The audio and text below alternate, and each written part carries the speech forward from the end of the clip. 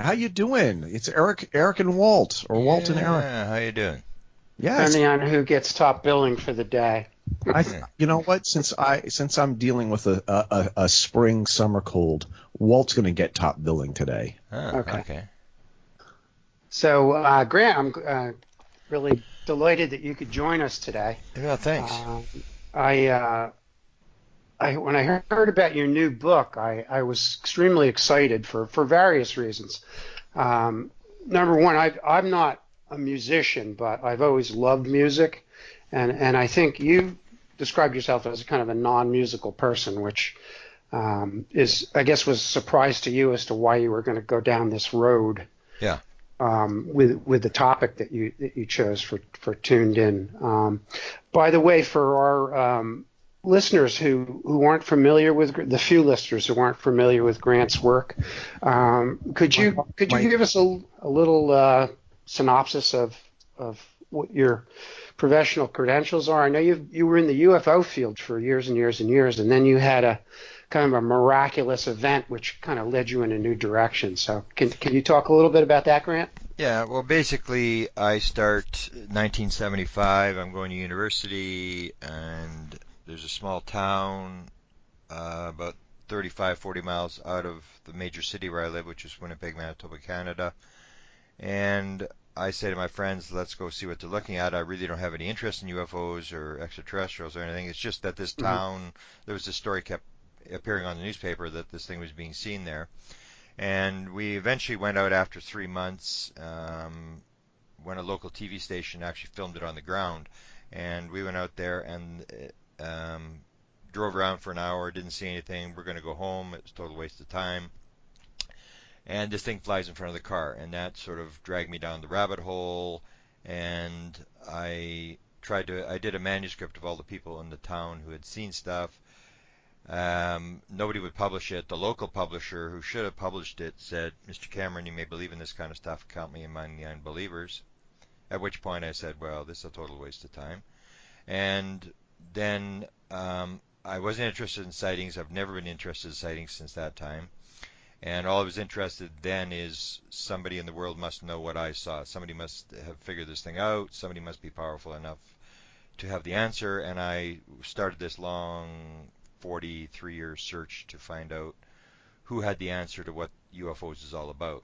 And it led me to the Canadian government to start what they were doing in the early 50s, and then it led to Dr. Eric Walker at Penn State University, chased him around for 8 years, and he led to the presidents. He was going to put some of his material at the Truman Library, and it was when I was at the Truman Library I suddenly sort of had an inspiration. Well, maybe the president, he's the most powerful guy in the world supposedly, he must know what the hell's going on. So I started looking at presidents, and I did that for I guess 25 years, and I've sort of given up on that too. The president knows, but he's not really going to tell you. But I set up a big website that had, which presidents had seen stuff, where are the documents, the whole thing about whether they're briefed, all this kind of stuff. And then, as you mentioned, I had this sort of download experience in 2012 where I'm sort of given the answer to my 1975 question, who knows what's going on, which was sort of came with absolute certainty, was the bottom line to the whole UFO thing is consciousness, non-local consciousness. And it was at that point that I made this sort of shift away, and I started actually seeing stuff. Then everything started to make sense, to understand how the world actually works and how reality works, that consciousness is primary, that matter is secondary, that sort of thing. And so then with these synchronistic events started to happen, and the one that you mentioned is the tuned in thing, where I say the most important people in the UFO field are the experiencers, that you can look at all the videos you want. All it's going to tell you is, yes, there's something very strange going on, and we probably didn't build it. And you can look at all the sightings you want, and it'll say, yes, something very strange is going on, and we probably didn't build it. You can look at all the metals you want, and I can even say that now, that if you look at all the metals that have been recovered, the Jacques Vallée study, every single piece of metal is different, which means this may have nothing to do with UFOs. They're just throwing this stuff out to sort of, mystify us and make us think that it's got nothing to do with UFOs. And so I say the only thing that's important is to talk to the experiencers. They are the people who claim that they're interacting with the UFO phenomena. And that's where I've sort of spent my time doing. And that's when one of the experiencers, and I'm not sure if I think it was 2014, that's where this tuned in thing comes from. That, and this is Chris Bledsoe, who's an experiencer in North Carolina. This is the guy that Warner Brothers was going to throw $80 million at his story. It's a very, very bizarre story involving 5 witnesses, 5 different aliens the first night, or 5 different alien sightings the first night, 13 UFOs, just a bizarre story that goes on year after year. And he phoned me up and he said he was dealing with the beings that he's dealing with. He calls them the Guardians. And he phoned me up and he said, they have a message for you. And I go, oh, okay. And he said, they want you to know that the message is in the music. And I said, well, that's kind of interesting, but Chris, you're talking to someone who doesn't care about music. My whole family is musical, but I have no interest in music. I don't listen to music. I have never played a musical instrument, nor do I ever intend to play a musical instrument. And he kept going, and he said, well, the songs, he was talking about these tapes that suddenly appeared in his truck or something. I can't remember what the exact story was, but he said, well, the songs you should listen to are Kashmir by Led Zeppelin. And I go, yeah, whatever. And so then he said, and the other song you should listen to is After the Gold Rush by Neil Young. And it was that's where my interest came in. Yeah. When I saw the book, and aside from the fact that you wrote the book, which is an attractive thing for me, I've been a Neil Young fan for since college, and not really just the music, but it's the way his lyrics resonate with me, and particularly after the Gold Rush. I can remember getting that album and laying on my bed and listening to it over and over, and that particular song just for some reason just resonated with me. And after reading your book, I really understand it more now that he was downloading something, which I guess is what what I'll let you talk about that. Yeah, well, we've also used that song at least twice as bumper musics or intros in previous podcasts. So the idea that he mentioned that, goosebumps. Yeah. And I never would have gone after it, except that I live in Winnipeg, Manitoba, Canada, which I always make the joke that people in Canada don't want to visit Winnipeg. And so it's really not known for anything except a couple of major musicians came out of here, and one of them is Neil Young. He grew up here. So that was what dragged me down. If it had not been for Neil Young, I never would touch the story, because I just said, Neil Young is involved with this UFO thing? And he went, yeah. And so then I looked in it, and that's when I saw the lyrics at the end of the song are basically the stuff that a lot of experiencers talk about. 39% of all experiencers claim on board the ship they're shown the screen, with the environmental devastation and all this kind of stuff. Right. And Neil Young is a big environmentalist. He's been up here in Canada trying to shut the oil sands down and stuff like that. And when I saw the lyrics and saw this, this thing about the silver seeds picking up the chosen ones, which is what Yvonne Smith calls the experiencers, the abductees, I was just sort of fascinated, and I started to look, and that led me to the whole thing with the downloads, because I'd had the download, and the idea that the first download that when I started searching that with musicians was Paul McCartney and Yesterday, which came in a dream in the middle of the night, and he gets up and he composes this song and starts passing it around to people to ask, is anybody who played this? He thought somebody had played it.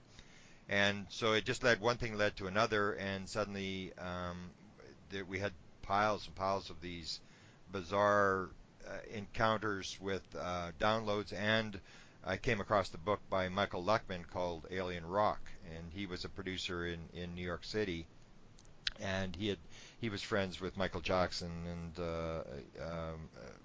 what's his name's wife. I'm not a musician person. The guy that did the alien thing in the 1970s, the British guy. Anyway, so he knew David Bowie, yeah. So he knew David Bowie's wife very well, and got a lot of this stuff, and had written this book about Presley's contact with UFOs and the Stones and the fact that they had, UFO detectors in their house and stuff like this. And this very bizarre book is 325 pages of one musician after another. So I started to look, but I was more interested in the experiential thing. Why are the beings dealing with UFOs? Is there actually a message? This sort of thing. And when I got going, then Michael Luckman contacted me and he said, we talked about it a bit, and he said, I've got enough stuff I can do a second book. So he started to do a second music book on the connection between rock musicians and UFOs.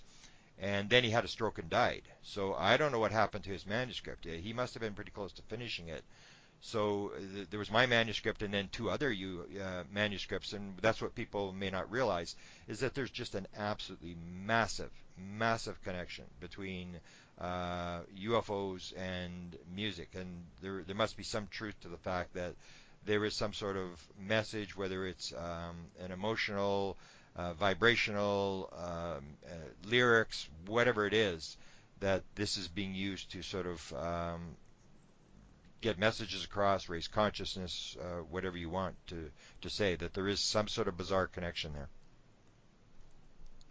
Yeah, you make that point in the book that the message is not going to be blatant. It's not going to be a UFO landing on the lawn of the White House. It's going to be more subtle because we're really meant to learn from it. Not to have it kind of just put in our face. And I always got that feeling from Neil Young's music that it's like he's downloading, or it's like he's being able to envision another reality or something. He's got other songs too, other than After the Gold Rush. There's Powderfinger, and Pocahontas is another one, where it's almost like he can actually see into another realm, or he was actually there himself in some sense. One of the things I really liked about your book is that you make the connection between musicians or songwriters and or musicians and their DNA connection to other musicians. And can you talk a little bit about that? How you actually drew parallels between current musicians like, say, Bruce Springsteen and a past musician, composer from, say, the 1800s. Oh yeah, that was I sort of forgotten about that. That's the work on the reincarnation thing with people who are doing the reincarnation work. And I remember I sort of got dragged into that one too, and that was I don't know if it's in the book, but I had seen the connection, and I was pretty fascinated where people, the whole idea was that people looked the same from one life to another.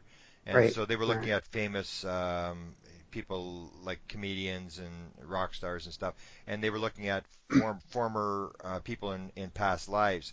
And what sort of made me sort of drink the Kool-Aid on that one was I was at UFO Congress, and I'm talking to Paul Davids. And Paul Davids is the guy who did the Roswell movie, and we sort of talk about these kind of things from time to time. And I remember we were sitting in UFO Congress in the front row, and there was nobody in the room at the time.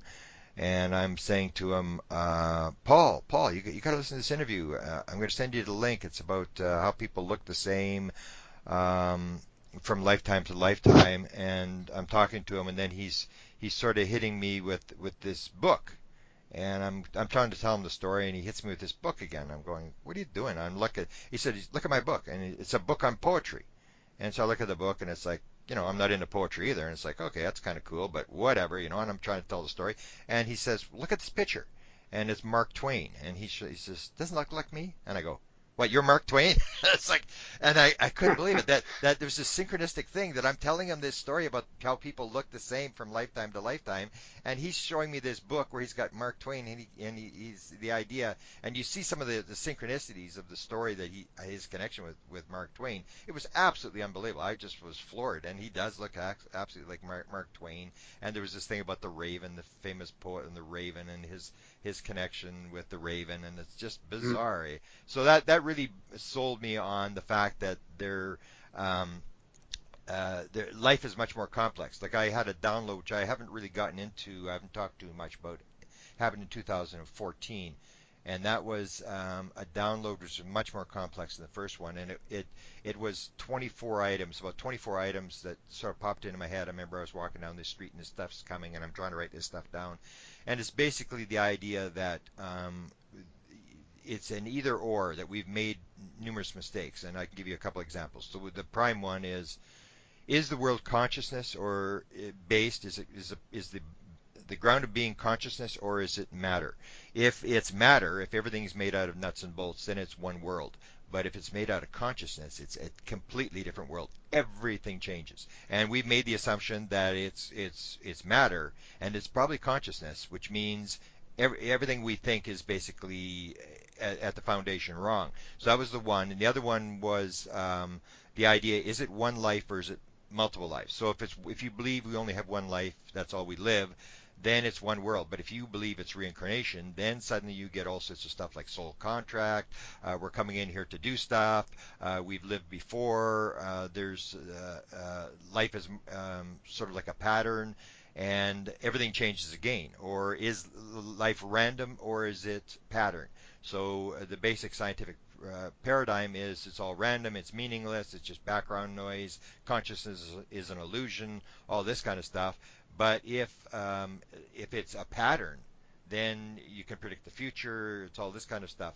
So it was this sort of download thing that led me to understand, when it came to musicians, that if it's multiple lives and stuff like that, then it's a much more complex world, that these people are doing things over lifetimes, and that basically life is a learning experience. It's really not some sort of thing where we're here to gather up toys and whoever's got the most toys when they die wins. It's more a thing where we're here to learn lessons, and that these musicians are part of this process, and that you and I are part of a process. We are here to do something just like the musicians who come into the world to do things. We have our role as well, and a number of the musicians actually did. I'm pretty sure it's in the book where Colin Andrews, the famous crop circle guy, who actually was the guy that gave the lecture when I had the download experience in 2012, had talked to me about 5 groups of musicians who had come to him, very, very famous musicians. One was John Anderson from Yes. It was Renaissance. There was, and the the one I'm going to tell you about now is the one with Moody Blues. And the Moody Blues are really into the UFO thing. I mean, people do not realize how much they're in. They don't publicly talk about it much, but they were abducted in 1967, going from Manchester into London. They really don't deny this. One of them has actually drawn the being. Mike Pinder has actually talked about this sort of situation. He's actually said on the record that there are lyrics in their songs that came from elsewhere.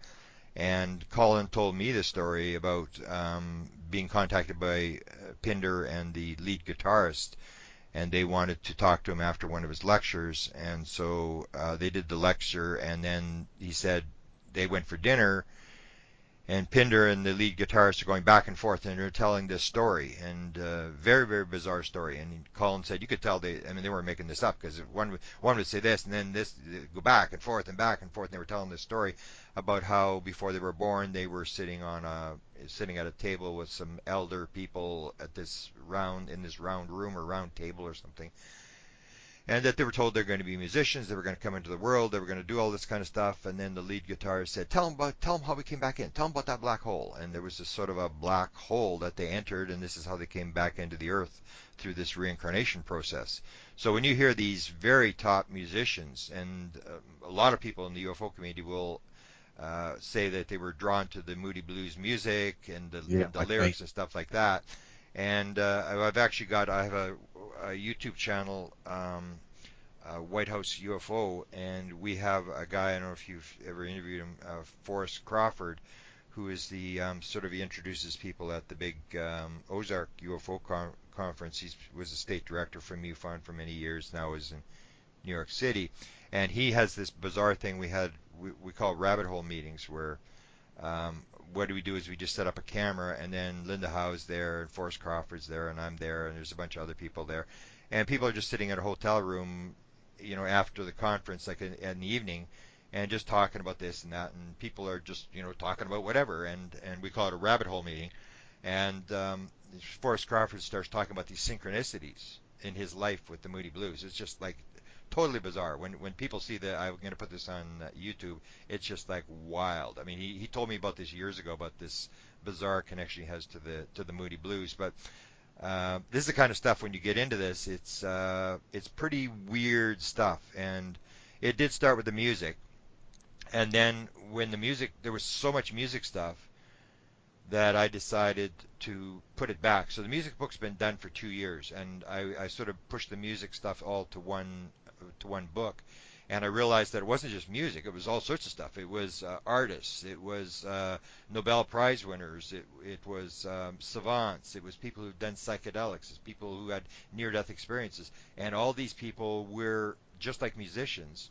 We're getting pieces of the puzzle, and we're tapping into whatever you want to call it, higher consciousness, Akashic record, higher self, whatever you want to call that everything is consciousness, and that some people are able to tap into higher consciousness and bring down answers, bring down lyrics, bring down all this sort of stuff, that all the answers potentially are in this higher consciousness, and it's just a matter of accessing it, which is sort of backed up by experiencers, who, the ones that answered the question, of the 4,000 people who answered the question, they stated that 40% of all experiencers stated that at one point during their experience they knew the answer to everything in the universe.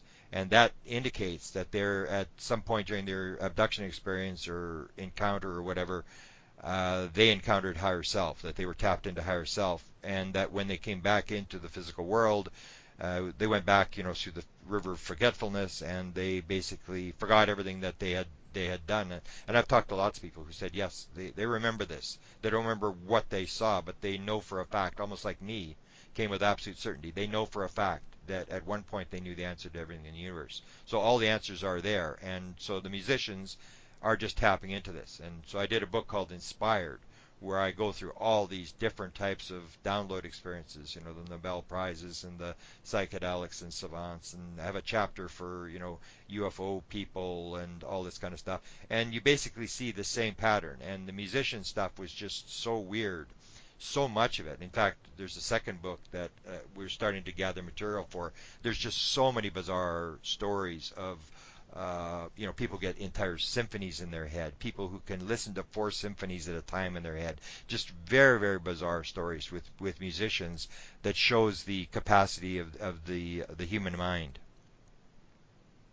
One of the things that one of the people that you talked about again in the book is Jim Morrison from the Doors. Yeah. And it's a toss-up as to if I'm a bigger fan of Morrison or Neil Young, but again, he was a very unusual guy. He had a very short career, but a very intense career, I guess you could say. And before the Doors became the Doors, he was able to envision whole concerts where he was in a band, and so he was obviously downloading that future scene of when the Doors would become famous, way before they were even formed, before that. So he again was tapping into some kind of a consciousness. Why do you think certain people are? Do you think they're chosen, or do you think it has to do again with reincarnation? Or are they a reincarnated version of another being who was a famous musician or a composer or whatever? What do you think accounts for that, I guess? Well, yeah, that goes back to these 24 things. I mean, if we assume it's one life, well, then none of this stuff makes sense. But if you suddenly start going to multiple lives, then this stuff starts to make sense. Or the idea that whether it's matter, if it's consciousness is an illusion and it's all just random background noise, well, it doesn't make any sense. But if you understand that consciousness is all that there is, everything is made out of consciousness, that the physical world really doesn't exist, then this stuff starts to again make more sense. And what you have, I think, with the musicians is, I mean, they asked Roger Lear, who did the implant removals, the 17 implants removals. Mm-hmm. Right. And they asked him, what's common between all these experiencers that you did the implants? And he said, number one, they're all right brain creative people, and that's musicians. They're all right brain people. They're not very left rational analytical people. And then Roger Lear said, and all implants are on the left side of the body.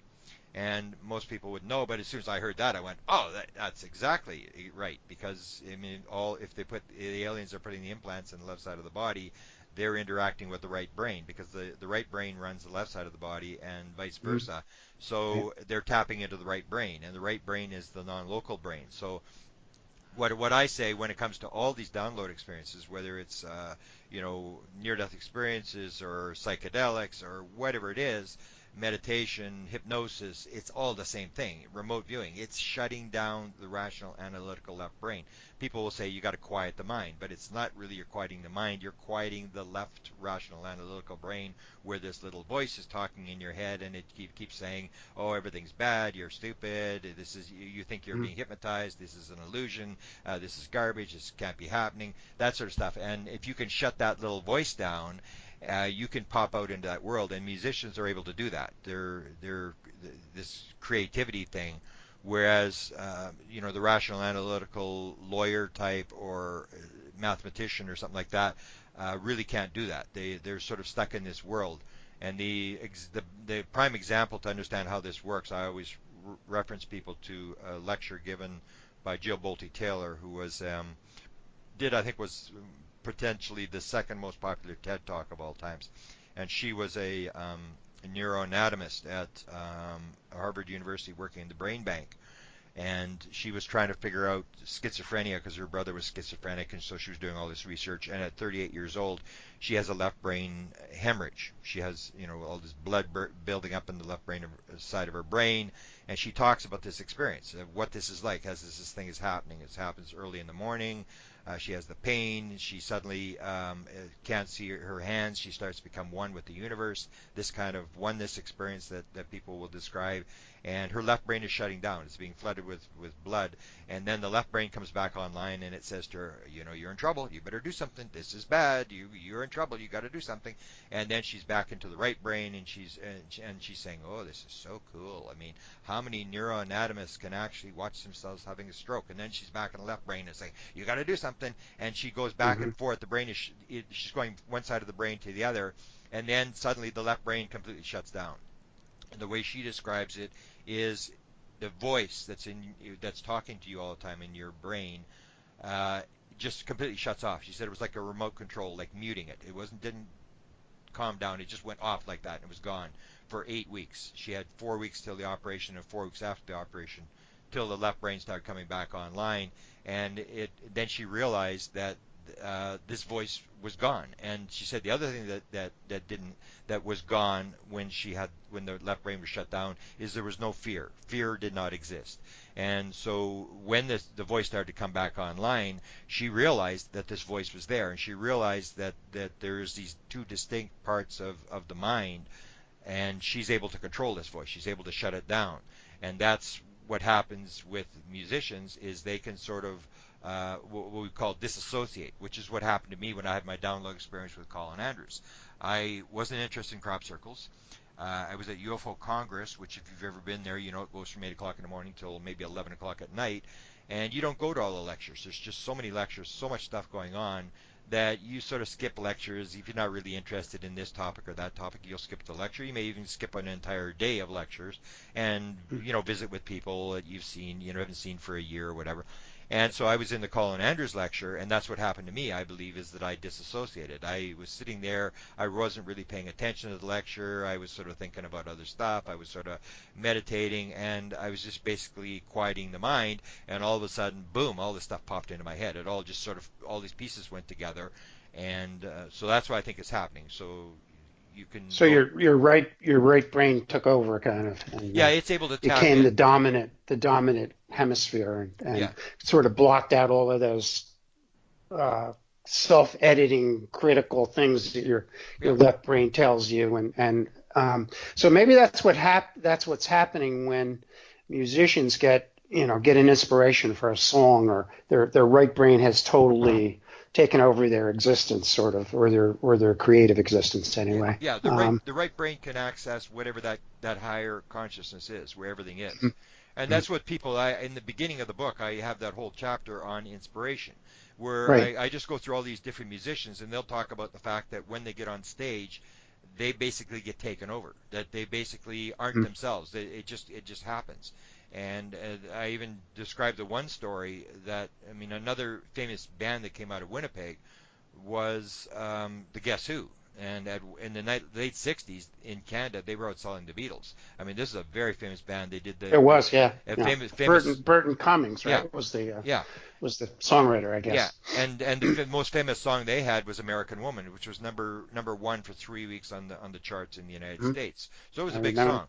And they tell the story of how this song came to be, and it was this same sort of thing where they're in a concert and Bachman has broken a string on his guitar and he's fixing it, and Burton Cummings is behind stage buying some albums or records from some guy, and then Cummings starts to play, and he said, "I got to go. I'll get those records later." He goes running back on stage, and they start this riff, and Bachman is playing this American Woman thing, and Burton Cummings starts singing this thing, and they sing this song, and in the front row they see this kid it's 1968.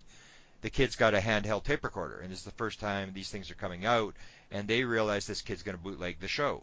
So what they tell is the manager is to get the kid's tape to stop him from bootlegging it. They grab the kid's tape, and then after the concert, they're playing back the tape this kid was doing, and here on the first song in the second set is American Woman, and they're all looking at each other going, where did that come from? And like, they didn't remember writing it, singing it. It just absolutely came from nowhere. It was one of these spontaneous songs, which I have a bunch of them at the back of the book in one of the appendixes.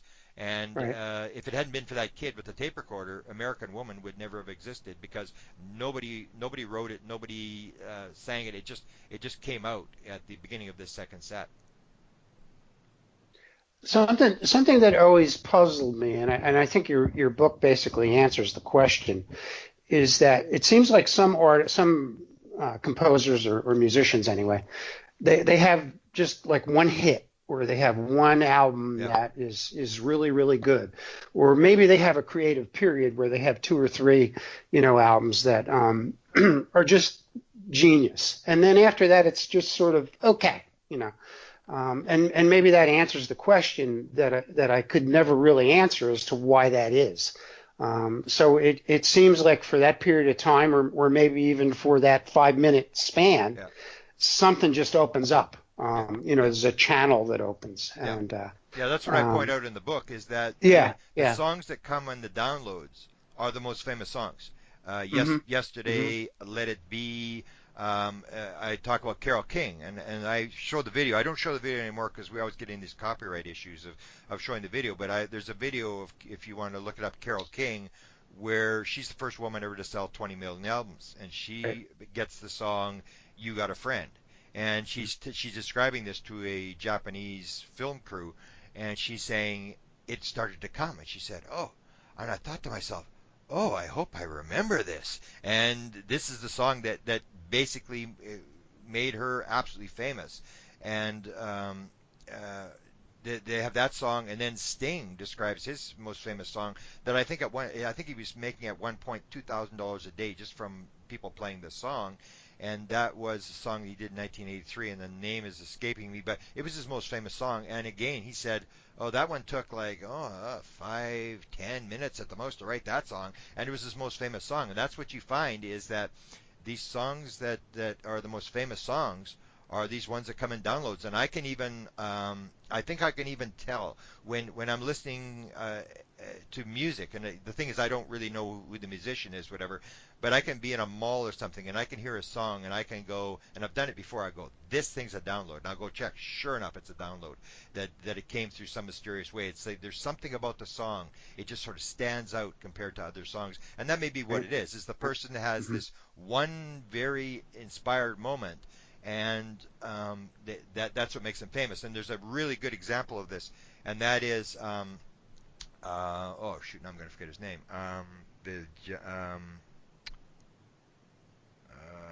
He did the album Supernatural.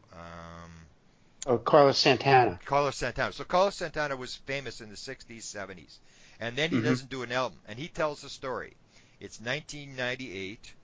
and he does a meditation thing where he sits and meditates. He's got little candles going. He's got a yellow pad. A lot of musicians have the tape recorder or the yellow pad beside him in case something comes into their head. He's got the yellow pad, and he faces a wall. He sits and faces a wall.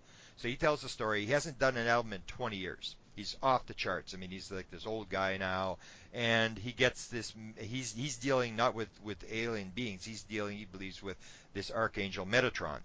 So he tells this story. He's meditating, and all of a sudden he starts getting this message from Metatron. And Metatron says, "You haven't done an album for 20 years. We're going to put you back on the airwaves, and we're going to get a bunch of famous musicians who are going to join you, and you have this message to deliver to the world, yada, yada, yada." And he said the meditation's over. He writes all this stuff down, and suddenly he starts getting phone calls from what I believe are maybe possibly experiencers. Eric Clapton, whose son is Michael Lee Hill, if you've ever interviewed him. I mean, he's like Anunnaki, absolutely believes totally that he's been picked for this mission. And so he gets phone call from Eric Clapton. He gets a phone call from Rob Thomas, who's definitely an experiencer. And they say, well, we don't know. We think we're supposed to do an album with you, and we don't really know, but we know we have to phone you. And so all these people go together with him, and they put out this album, and it's exactly what the channeled message said. It sold 30 million albums. It won 8 Grammy Awards, and suddenly this guy who's done an album for 20 years is suddenly famous again, and he puts this new album out. So that stuff does absolutely happen. There are all sorts of examples of these sort of momentary things where people are sort of tapped in, and then they're out of it again, and it's a very sort of spontaneous thing where people will have, most musicians will have like 5 or 6 really good hits, and that's basically it. The rest of their stuff is nobody really knows what it is. Kind of average, yeah. Yeah, or there's the Bono story. Is it in the book, the Bono story with oh shoot, I should have my thing here. I'll have to forget. There's a story that Bono wrote a song, sort of a country song. I just can't think of the musician that did it, but it's just the most bizarre synchronicity story of all times, where Bono writes this song that comes into his head that goes high in the charts, but he writes it for somebody else. It's just bizarre. But the name is escaping me, the musician that he actually wrote the song for. If I remember it, I'll pop in. But anyway, go ahead. I read about, this is not in your book, but I've read a lot about Neil Young, and I keep getting back to Neil. But when he was working on one of his earlier albums, Everybody Knows This Is Nowhere, it was one of his maybe second solo album after he left Buffalo Springfield. But he was really sick. He had 103-degree fever, and he wrote Down by the River and Cowgirl in the Sand within 15 minutes. Yeah. So there you go. You know, two of his probably most famous songs, I guess, that just came to him, you know, and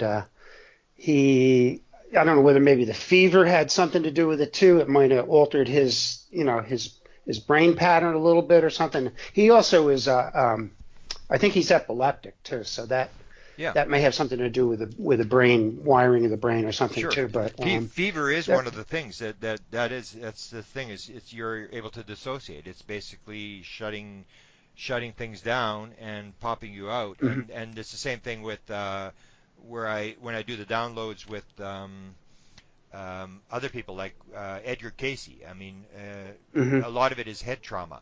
So Edgar Cayce has this. The famous American psychic, he starts when his father hits him one time. He's doing spelling book and he can't spell. And I didn't know that. And his father gets frustrated and he hits him. Hits him in the head, and he goes flying off the chair and he lands on the floor. And he's lying there, and that's when he gets the sort of the message from this sort of angel type figure, where she says, "Rest for a minute and we will help you." And he said, "Daddy, let me just sleep a minute, and then I'll know the words in my book." And he puts his head on the book, and he wakes up after this little short nap, and he's able to do every single word that's in the spelling book. And from then on, he was able to do this thing where he could put his head on a book, and he could wake up and know what was in the book.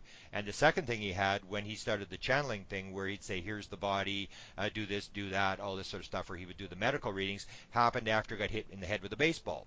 So it's this kind of thing where you have even with like near-death experience, it's the same thing.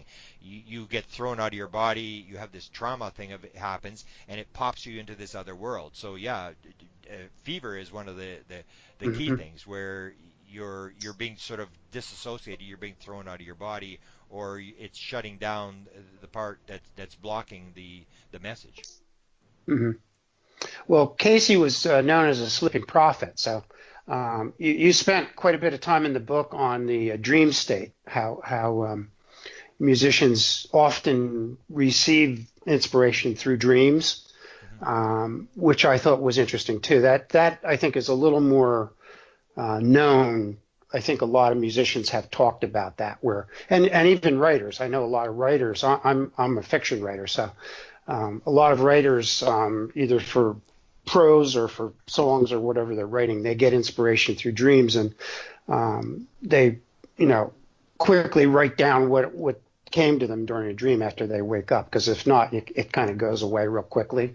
Yeah. I know in your book, Billy Joel talked about that he dreamt whole symphonies, and then he got up in the morning and he'd say, well, I'll remember that. And then he didn't remember it. And glimpses of it may come back here and there. But there's a couple famous ones with books. I mean, people don't realize, like The Wizard of Oz is an instantaneous download. He's reading children's books or a story to his 4 boys or whatever. And he said something started coming in his head, and he was madly trying to write the story down, and he ran out of paper and he started writing on the back of envelopes. The same as all the Harry Potter books came instantaneously to J.K. Rowling's on a train going in from delayed train going from Manchester into London, and she falls asleep and wakes up, and she told the story to Oprah. It's on the internet. She tells the story to Oprah where she said, and all this stuff was coming into my head, all the names and the stuff, and all this stuff was coming, and I didn't have any paper, and I didn't know what to do, and it was coming into my head. And I tell the story of the 12 steps and 12 traditions. Which people get very upset about, and the guy who did that, Wilson, there's both the guys that wrote that book were into seances, and they had a seance room, and the AA has actually restored Wilson's house, and they actually have the spook room as a seance room in his house, and there was letters released after he died to his minister where he said he got help writing the 12 steps and 12 traditions, and it came off on a Ouija board from a 15th century monk by the name of Boniface. And a lot of AA people get very upset at me, and I go, well, I'll give you the references, I'll give you the actual letters where he said this. He was a very kind of strange guy who had this bizarre download experience when he sort of became sober in the 1930s, where he was yelling out to God, and suddenly this thing appears in his room and stuff like that. So it's very, very common, and some of the most famous books of all times even experience your thing. I mean, the famous book, The Holographic Universe, by Michael Talbot. Michael Talbot admitted or Bud Hopkins talked to Linda Howe and confirmed that Michael Talbot was one of his clients, that he was an experiencer, he was an abductee, and that Michael Talbot had told him the entire Holographic Universe book was a download. Erroneous Zones, biggest selling book of the 1970s, was a download. If you hear the story of how that was written, it was a download as well. And I've had these experiences, so I've had these 2 sort of major downloads, so I know what happens.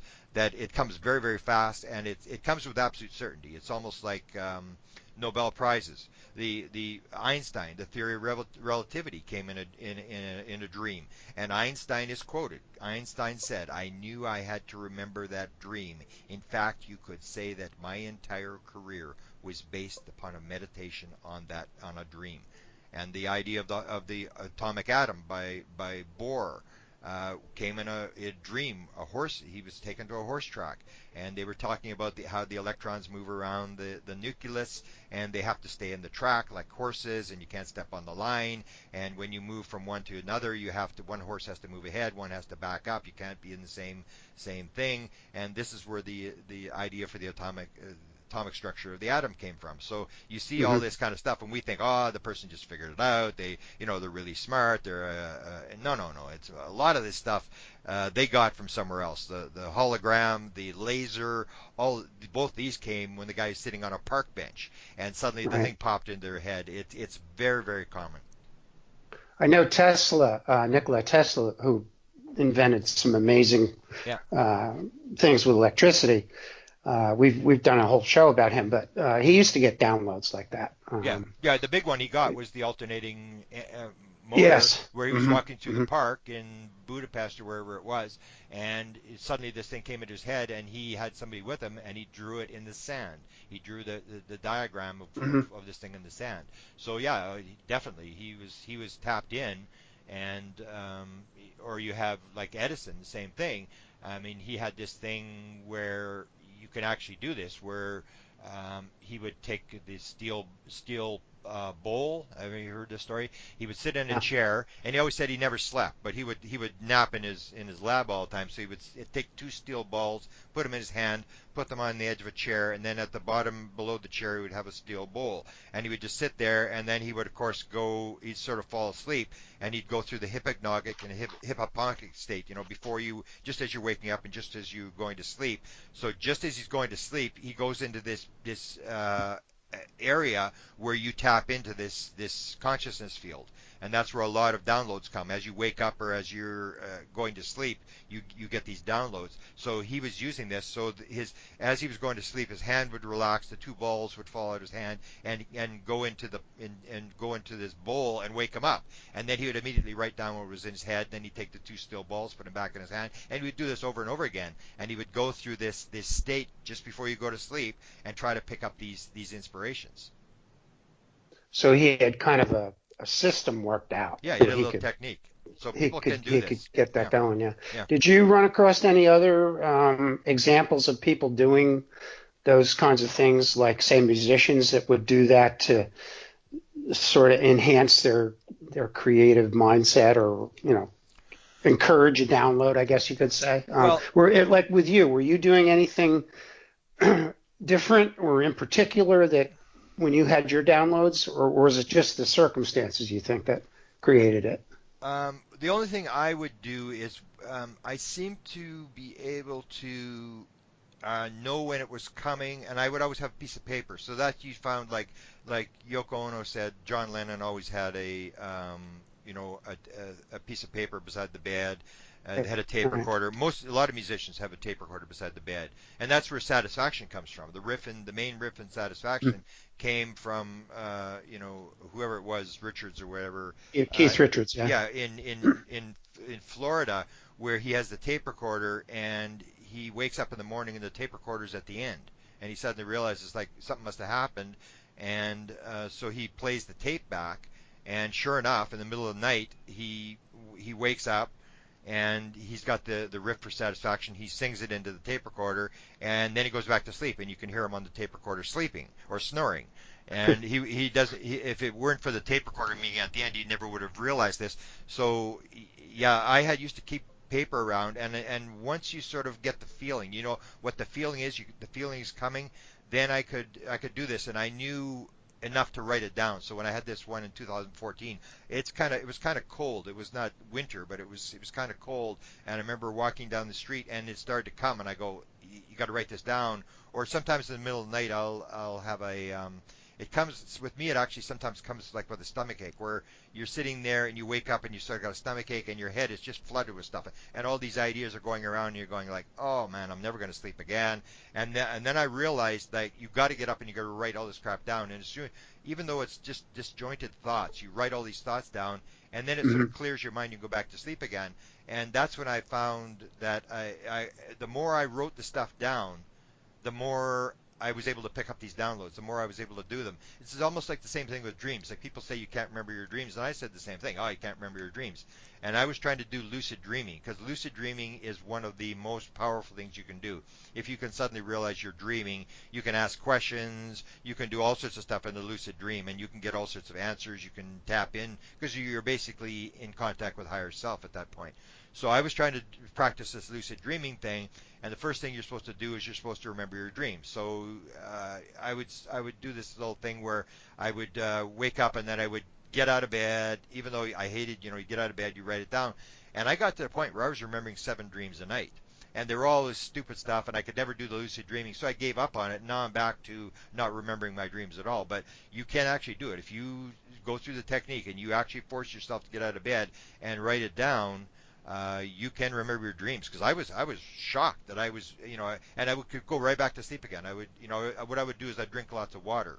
So I'd have to go to bed, have to go to the bathroom in the middle of the night, and that's what would happen is I'd have to go to the bathroom, I'd wake up, and then this thing would be in your head, and then you'd know that before you move a finger, that's what they say, like with this thing, is if you even move a finger, you start to activate the left brain. The left brain starts to come back online. It realizes, oh, the body's awake. We got to get going here, and it shuts the channel. So you know how when you get a dream and you say, oh, I got to remember this dream, and you get up and you start to move, and the dream is like water going down a toilet. It's just down that goes, and you're trying to stop it, and it goes. That's the left brain coming back online, is in my opinion. It's coming back on. It's shutting the channel. The channel is open. And what you have to do is, when you have remembering the dreams or the music or whatever it is when you're in bed and it's there, it's like, oh, it's very clear. I'm going to remember this. You have to get ready, go through the whole scenario of whatever it is that's in your head, and then you get up as fast as you can and write it as fast as you can, because it's going to disappear very fast. So there are techniques to sort of make the system a little bit better, where you can learn to do it, and the more you do it, the more you know what the feeling is, and you can actually make it come on. That's my experience. Mm-hmm. Well, it's interesting that it always seems like with all of these people, there's some connection to another reality or another source, or maybe it's where we all come from, that we sort of can go back to that for a short time or something. I know what I thought was strange was that all 4 of the Beatles seem to have varying degrees of either UFO experience. I don't know about George Harrison. You didn't talk about him as much as the other 3. I know McCartney and Lennon, who were they seem to have some kind of connection. With the 2 of them together, they seem to have some amazing synchronicity that they could create these songs. And the same with Ringo Starr. I know he had a UFO connection too. So, do you think they were put together?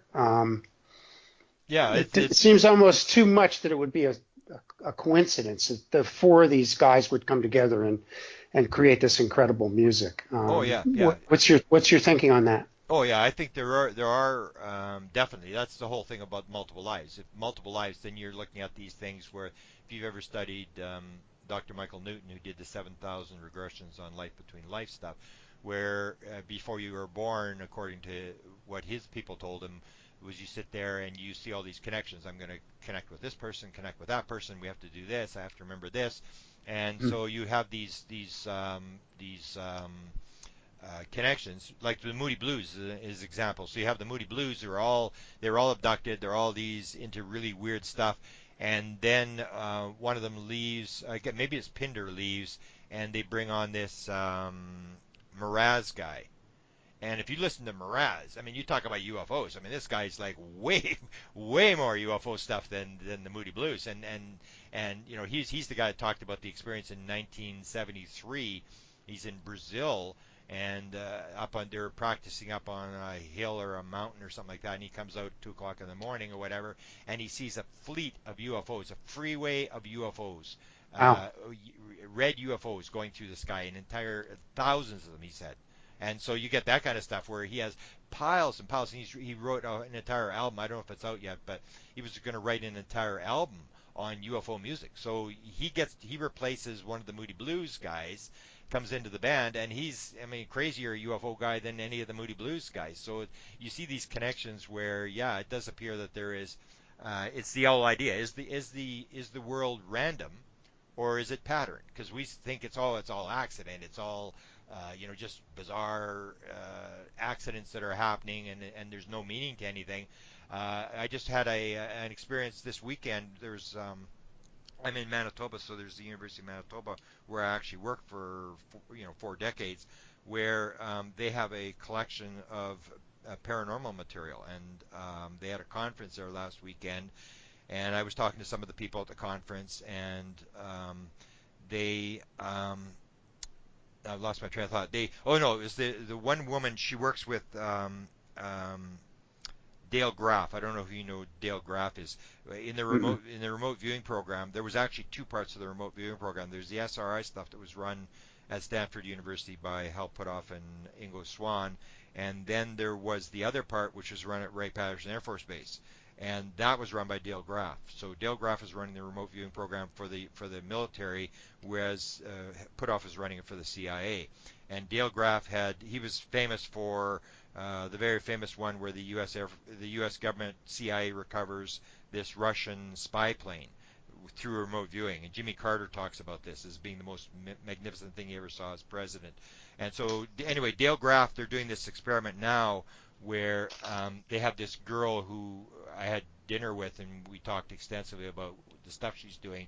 She's sort of the remote viewer, and she's like 75% accurate. And what they're doing is they are looking at the future. So they're looking at what picture will appear, what Associated Press picture will appear on the newspaper in a certain newspaper 3 days from now. And so the picture has not even been taken yet. The story has not been done. The picture will be taken the day after. Then they'll have an editorial day, and then they'll put the picture in the newspaper. So 3 days before, they're trying to figure out what's the picture going to be on this newspaper. And she's very, very accurate. And now they're going to move out to 5 days. 5 days in the future. See if they can pick off the whatever photograph is going to appear 5 days in the future. And so you look at that kind of stuff, and I think she said 75% basically accurate in terms of the basic picture. That shows it's not a random universe. That shows the whole idea of random causation, evolution being random and it's all accident stuff, may actually total nonsense. Because if you can read the future, there's nothing accidental about anything. I mean, it's almost like the whole idea that there's no free will, that it's all absolutely planned, that it's happening according to some predetermined plan. And this random idea, and that's one of the things these download things. Is it random or is it pattern? Is it Rupert Sheldrake talked about the field, the morphogenetic field? Is the universe learning? Is it a field where it's learning and it's picking up stuff, or is it just random accident? And I would say the more you look at it, the more it's absolutely pattern. That it's a universe. It learns and it remembers and it just duplicates itself. So cells duplicate themselves and they duplicate themselves, and it's following a pattern. There's nothing random about anything. So you have to ask yourself, with the ability you were talking about for somebody to kind of reach into the future, from the present, are they impacting the future? Or is there some kind of a give and take, sort of? I guess. In other words, can you, rather than say seeing into the future per se as to something that is going to happen that's set in stone, but is somebody in the present that can reach into the future impacting that particular reality, I guess. Yeah, well, I think that's what they have to determine yet. A lot of the remote viewing people seem to indicate that the future is impacting the present. That it's going the other way around. No, I'm really. Oh, okay. It gets really. I mean, it gets really confusing because you would think. Yeah, it's complicated. Yeah. You have this thing with the timelines that you have different timelines, and that based upon your decision, you go on a different timeline. That there's all these various timelines, which would indicate that we're influencing the future. The Michael Newton thing does seem to be the idea that the major things are sort of picked off, that certain people that you see a person and you're supposed to connect with that person, and if you don't make the connection, then there's another event will take place that you can make these choices. So right now I would just say, just guessing, is that the future is a lot less random than you think it is, that there are events. So these are the things with synchronicity, where you have these very bizarre synchronicities that can't possibly be happening by random accident. Like this podcast. Yeah. Like one of the things that, I mean, I'm sorry, I actually have like hardly any voice at all. And I've been like trying really hard